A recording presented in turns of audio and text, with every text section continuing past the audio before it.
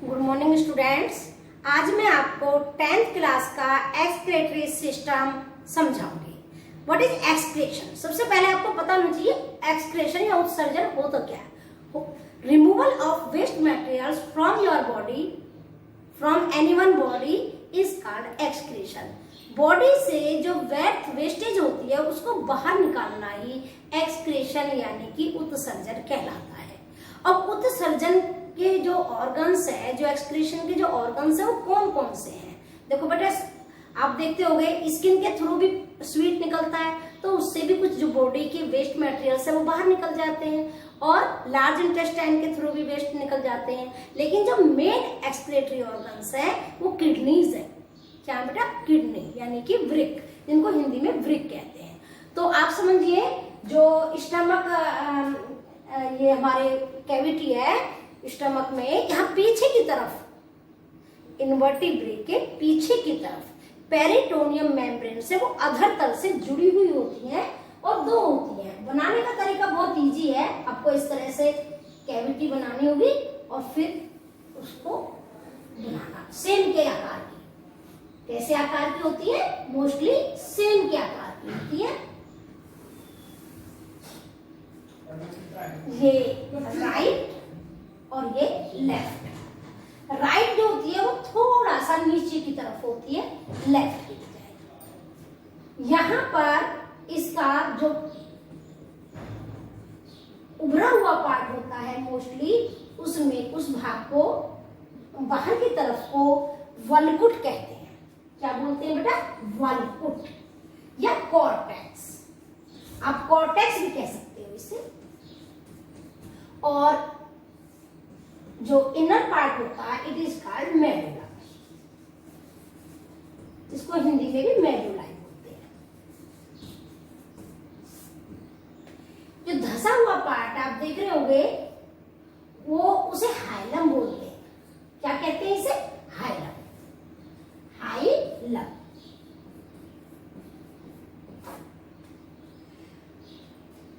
जब ऊपर से ब्लड लेकर के अभिवाही धमनी आती है तो वो दो पार्ट्स में बट करके एक लेफ्ट की तरफ इस धसे हुए पार्ट से वो एंट्री करती है, एक लेफ्ट की तरफ अपने एक वृक्क अभिवाही धमनी का को दो हिस्सों में बांट देती है। अभिवाही धमनी को एक लेफ्ट वाले किडनी में पहुंचा देती है और दूसरी राइट में।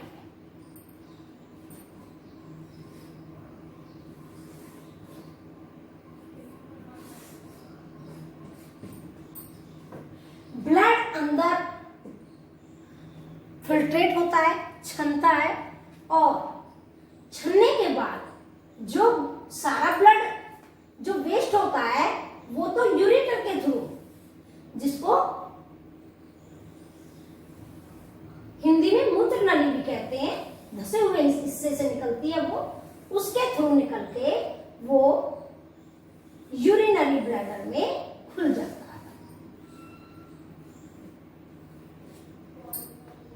ठीक है, ये टू यूरिटर्स होती हैं, या पेशाब नली बोल सकते हो या मूत्र नली भी बोल सकते हो आप इसे। या क्या बताया मैंने आपको? यूरिटर। यूरिटर्स होती है वो हमेशा हाइलम की जो धसा हुआ हिस्सा है वहीं से निकलती है, हाइलम से निकलती है। और अब आपको ये समझना होगा कि जितना ब्लड किडनी में आया था वो उतना नहीं रहता है, क्योंकि कुछ जो है वेस्ट है वो निकाल दिया जाता है, लेकिन जो बचा हुआ ब्लड है वो तो पहुंचता है ना। वो बचा हुआ ब्लड फिर वृक्षशिरा निकलती है और उसके थ्रू जो है बॉडी में दोबारा से पहुंच जाता है सुपीरियर वीना केवा के द्वारा। सुपीरियर वीना केवा में पहुंचा दिया जाता है, यानी कि वृक्षशिरा किससे जाके जुड़ जाती है? सुपीरियर वीना केवा। पश्चिम महाशिरा, याद हो तो हार्ट में अग्र महाशिरा और पश्चिम महाशिरा ब्लड लेके आती थी, तो वहां भी पश्चिम महाशिरा में जाकर के वृक्क नली, जो वृक्क नली है,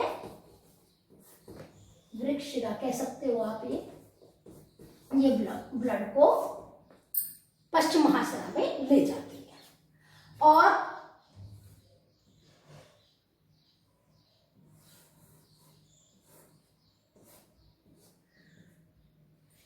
ये इसका आपको डायग्राम आ गया। अब आप समझिए कि इसकी जो संरचना है वृक्क की, वो कितना बड़ा है, कितना मोटा है।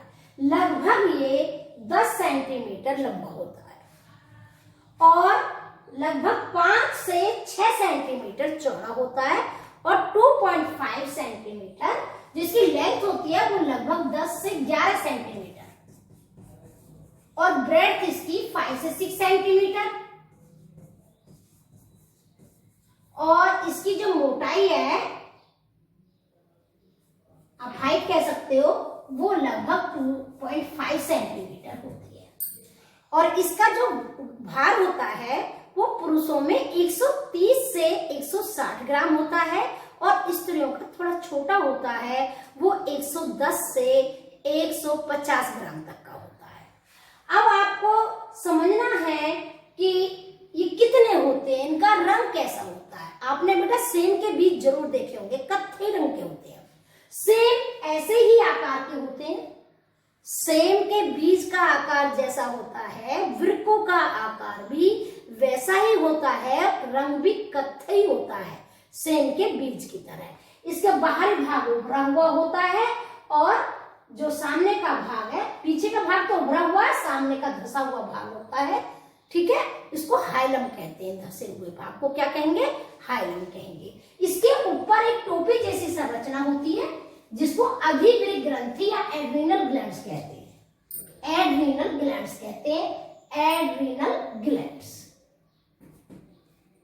ये भी हार्मोन्स निकालते हैं, ठीक है। और धंसे हुए भाग से 2 यूरिटर्स निकलती हैं जो यूरिन को, छने हुए यूरिन को यूरिनरी ब्लैडर में पहुंचाने में सहायता करती है, ठीक है।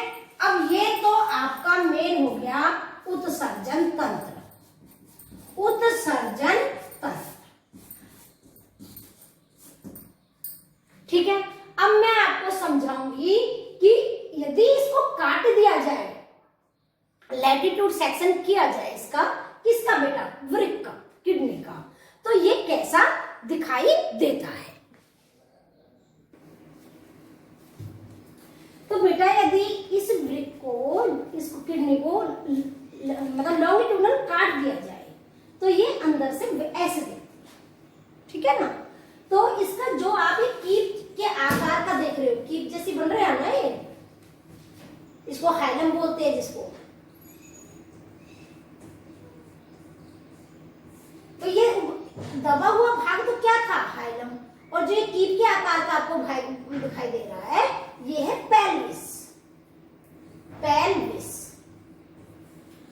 अब क्या होता है कि इसमें जो वृक्क के जो बाहरी भाग होता है, जो उभरे हुए भाग की तरफ आपको दिखाई दे रहा है, ये है वल्कुट या कॉर्टेक्स।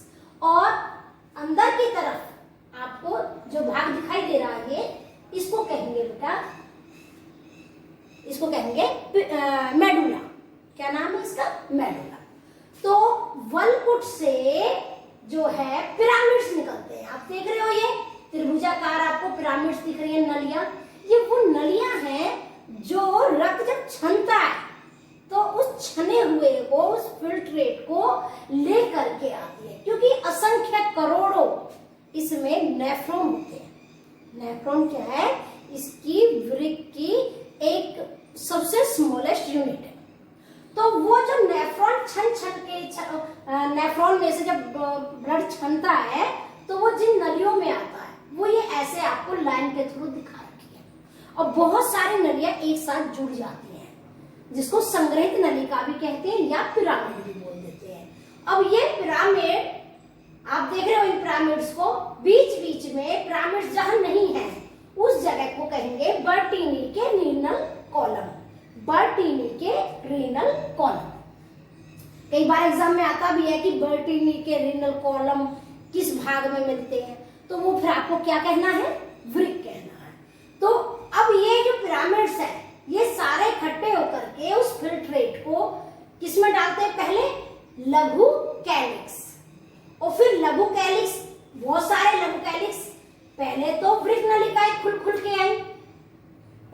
नेफ्रॉन आए, वो जुड़ करके किस में खुले, वो लघु कैलिक्स में। लघु कैलिक्स किसमें ओपन हुए, वो दीर्घ कैलिक्स में। और दीर्घ कैलिक्स किसमें ओपन हुआ, वो पेल्विस में, या श्रोणिंग बोलते हैं हिंदी में। और फिर वो फिल्ट्रेट को लेकर हाइलम के थ्रू, यूरिट्रा के थ्रू कहां पर लेके आ गया उस फिल्ट्रेट को, यूरिनरी ब्लैडर में। ठीक है ना। तो इस तरह से आप जो है समझ गए होंगे कि किस किस तरह से किडनी में ब्लड जो है फिल्टर होता है, छनता है। ठीक है।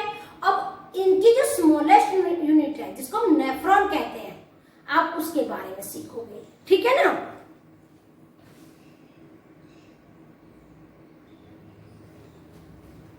देखो बेटा, अब मैं आपको नेफ्रॉन के बारे में समझाऊंगी। आपको पहले मैंने किडनी के बारे में उत्सर्जन तंत्र का पूरा बताया। उसमें दो गुर्दे थे, यूरेटर्स थे, यूरिनरी ब्लैडर्स थे, और वृक्क धमनी, वृक्क शिरा, इनके बारे में समझाया था। उसके बाद मैंने आपको लैटिट्यूड, उसकी जो लॉन्गिट्यूडनल सेक्शन था वृक्क का किडनी की, वो समझाई थी। अब मैं ये कह रही हूँ कि जो सबसे स्मॉलेस्ट यूनिट है इसकी किडनी की, वो क्या है, नेफ्रॉन।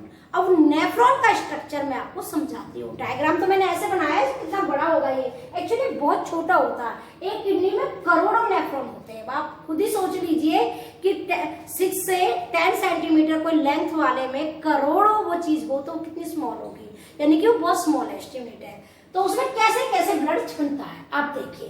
तो नेफ्रॉन में आपको एक कप जैसी संरचना दिखाई देगी, उसको कहते हैं बोमेन संपुट। बोमेन संपुट।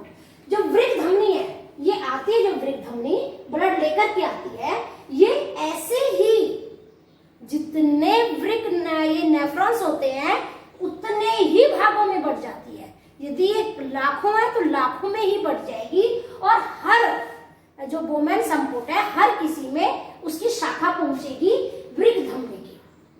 और जो वो शाखा पहुंचेगी, ये शाखान्वित वृक्क धमनी है, पूरी तो नहीं पहुंच सकती ना। आप सोचो कितनी छोटा है, उसकी जो संरचना बहुत छोटी है, तो वो स्मॉलेस्ट है उसकी जो स्ट्रक्चर है। तो उसमें जो शाखान्वित वृक्क धमनी है वो पहुंचती है, और वहां पर जाकर के वो और बढ़ जाती है, यानी कि केशिकाओं का, ब्लड कैपिलरी का गुच्छा सा बना लेती है उस कप में जाकर के। और जिसको हम फिर क्या कहते हैं, मेलपिगियन संपुट। मेलपिगियन कैप्सूल भी बोल देते हैं इंग्लिश में, मेलपिगियन संपुट भी कह देते हैं। और आपके क्वेश्चन बहुत आता है ये एमसीक्यू में कि जो बोमेन संपुट में ब्लड लाने वाली रक्तवाहिनी का क्या नाम है, तो वो आप याद रखोगे, अभिवाही धमनी का। अभिवाही धमनी का। अब यहाँ ब्लड क्या होता है, छनता है, फिल्ट्रेट होता है, और छनने के बाद जो वो कहाँ पहुंच जाता है, यानी कि बोमेन संपुट में। और यहाँ पे जो इसकी लेयर होती है बहुत पतली होती है, बहुत बारीक होती है। स्क्विमस जो एपिथेलियम है उसकी बनी हुई होती है, लेकिन इनका काम होता है, सीलियरी होती है। सीलियर से ये क्या होता है, सीलिया होती है एक तरह से, इस तरह से संरचना होती है बालू जैसी, वो फिल्ट्रेट को आगे धकेलने में हेल्प करती है। फिर फिल्ट्रेट पहुंच जाता है इस नली में। नली के 3 भाग होते हैं मोस्टली, इस ट्यूब्यूल्स के, या नली भी बोल सकते हो आप। एक तो इसके पास वाला, इसको तो कहेंगे समीपस्थ कुंडलित, कुंडली बनी हुई है, ठीक है। और ये दूर वाला, दूरस्थ कुंडलित, और बीच में यू आकार की नली होती है जिसको कहते हैं हैनले की लूप। हैनले की लूप। अब जो ब्लड आता है वो यहाँ पे छनता हुआ, भाई मेन ब्लड में क्या छनता है, जो हमारी ब्लड सेल्स हैं वो तो थोड़ी भारी होती हैं, या थोड़ा उनका जो वेट है या उनका जो साइज है थोड़ा बड़ा होता है, तो वो इसमें नहीं छन पाती। तो वो तो वापस दोबारा से ब्लड में अपवाही धमनिका के द्वारा चली जाती है। छनता क्या है, जो वेस्ट, जैसे यूरिया, यूरिक एसिड, कुछ एमिनो एसिड भी छन जाते हैं, ग्लूकोज के भी मॉलिक्यूल्स होते हैं वो छन जाते हैं। तो और सोडियम, पोटेशियम, कैल्शियम आयंस जो होते हैं वो भी छन जाते हैं, तो वो इसमें आकर के यहाँ छन जाते हैं। अब यहाँ पर वर्णात्मक जो चयन होता है, वर्णात्मक मतलब जो लाभदायक पदार्थ है, जो बेनिफिशियल है बॉडी के लिए, वो दोबारा से इन ब्लड कैपिलरीज में जैसे कांटेक्ट में आए, दोनों लेयर क्या है आपस में बहुत पतली लेयर है, तो ओस्मोसिस के द्वारा, परासरण के द्वारा ये जो वर्णात्मक पारगम्य यहाँ पे होता है कि जो फायदेमंद मॉलिक्यूल्स हैं जैसे एमिनो एसिड्स हैं, ग्लूकोज है, वो दोबारा से किसमें चले जाते हैं, ब्लड में। और केवल यूरिया, यूरिक एसिड जो वेस्टेज है वही जो है यहाँ पे संग्रह नलिका में पहुंचता है। बहुत सारी आर्द्र संग्रह नलिका मिलकर के पिरामिड बना लेती हैं और ये पिरामिड्स भी बहुत सारे मिलकर के क्या कहाँ पे पहुंचा देते हैं, श्रोणी यानी कि पेल्विस में, पेल्विस से फिर वो बॉडी से बाहर निकाल दिया जाता है। तो इस तरह से जो है यूरिन का निर्माण होता है यानी कि पेशाब बनता है। तो अब आपको समझ में आ गया होगा, कुछ एक मेन पॉइंट्स है जो मैं आपको रिमाइंड करवाऊंगी कि सबसे पहले आपको जो आते हैं क्वेश्चंस कि भाई वृक्क कितने होते हैं, 2 होते हैं, कहाँ पर होते हैं, उदर गुहा में या वक्ष गुहा में, तो आप उदर गुहा में कहोगे, अधर तल की तरफ होते हैं, पीछे की तरफ होते हैं। ये आता है क्वेश्चन की जो है जो कप जैसी संरचना होती है वृक्क में उसको क्या कहते हैं, बोमेन संपुट कहते हैं। और कई बार आता है कि जो वृक्क में लाने वाली ब्लड कैपिलरी या जो है ब्लड वेसल्स है उनका क्या नाम है, वो वृक्क धमनी है, और ब्लड ले जाने वाली वृक्कशिरा है।